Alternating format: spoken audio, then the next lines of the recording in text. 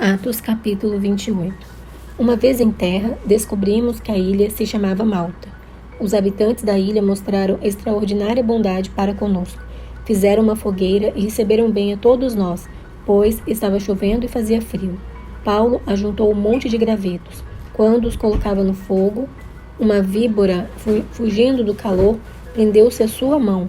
Quando os habitantes da ilha viram a cobra agarrada na mão de Paulo, disseram uns aos outros: certamente este homem é assassino, pois, tendo escapado do mar, a justiça não lhe permite viver.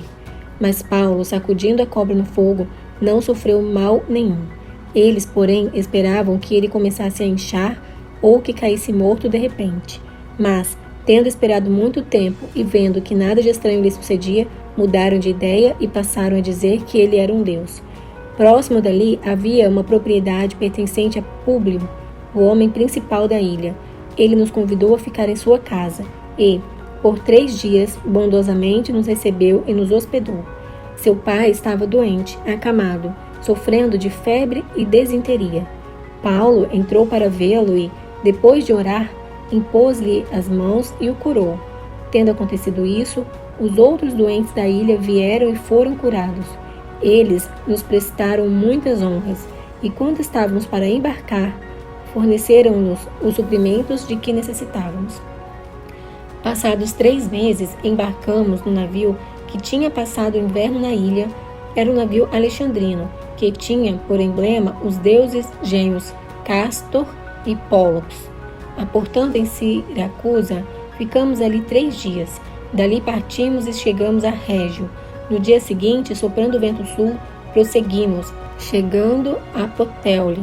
No segundo dia, ali encontramos alguns irmãos que nos convidaram a passar uma semana com eles, e depois fomos para Roma.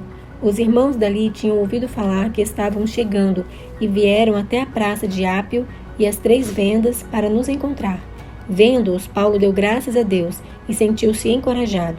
Quando chegamos a Roma, Paulo recebeu permissão para morar por conta própria, sob a custódia de um soldado. 3 dias depois, ele convocou os líderes dos judeus.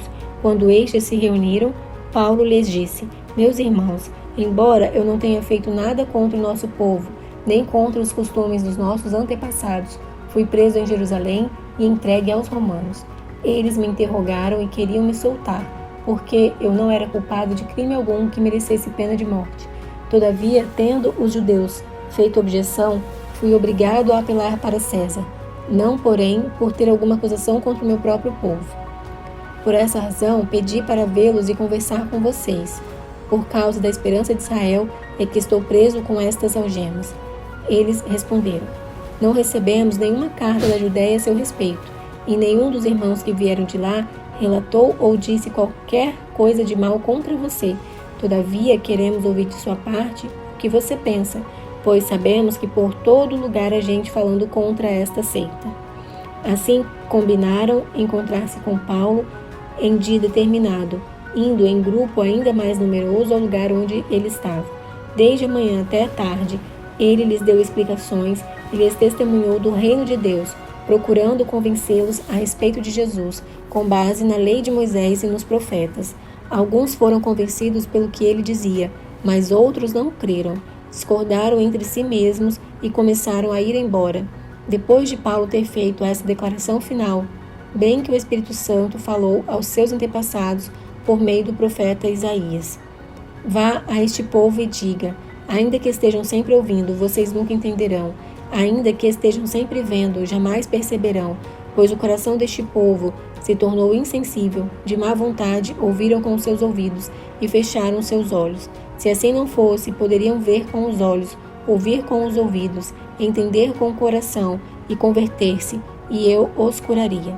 Portanto, quero que saibam que esta salvação de Deus é enviada aos gentios. Eles a ouvirão. Depois que ele disse isto, os judeus se retiraram, discutindo intensamente entre si. Por 2 anos inteiros, Paulo permaneceu na casa que havia alugado e recebia a todos os que iam vê-lo. Pregava o reino de Deus e ensinava a respeito do Senhor Jesus Cristo, abertamente e sem impedimento algum.